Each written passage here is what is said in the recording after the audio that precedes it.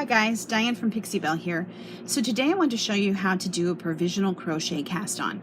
To do this cast on, you're going to need your working yarn, a piece of scrap yarn that's similar in weight to your working yarn, your knitting needle for your project. In this case, I'm using a US size 13 9mm needle, and a crochet hook that's similar in size. This is 8mm. It's pretty close.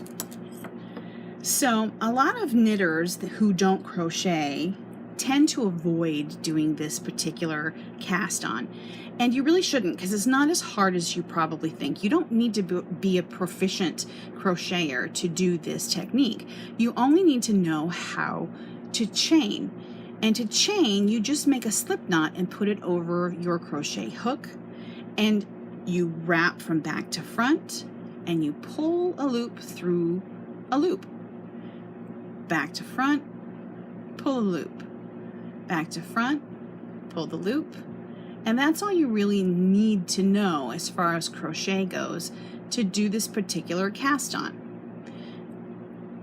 The only difference, the only change is that you have to crochet that same chain over your knitting needle. So it's a little fiddly at first, but after you get a couple of stitches on, it's not that bad.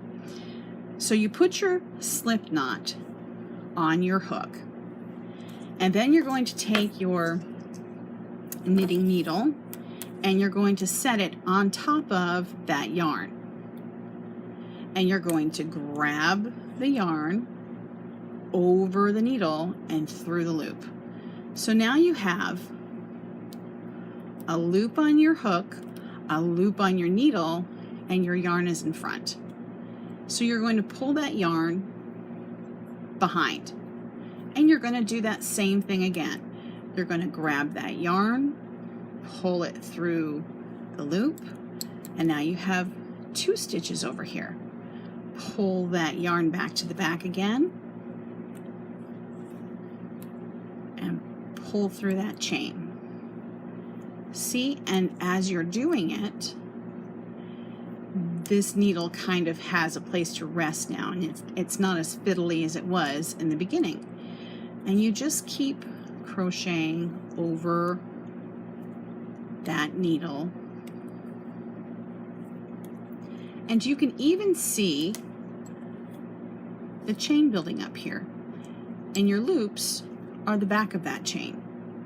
Now when you get to however many stitches that you're going to need for your project, the way I like to finish this off is to crochet chain 3 or 4 times, and I'll show you why.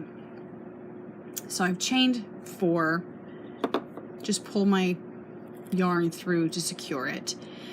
The reason I like to do that is so that when I finish my project and I need to undo this, I can tell with the beginning and the end where I need to pull my yarn from. I need to pull my yarn from here, not from here, and I can easily see that and undo this and get to my live stitches.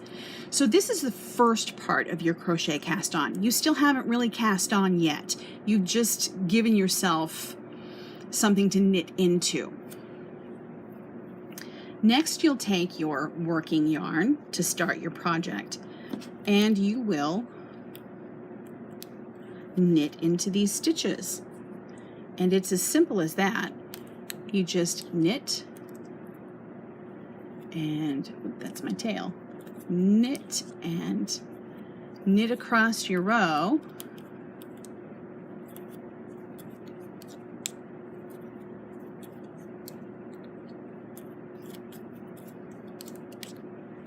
and when you get to the end,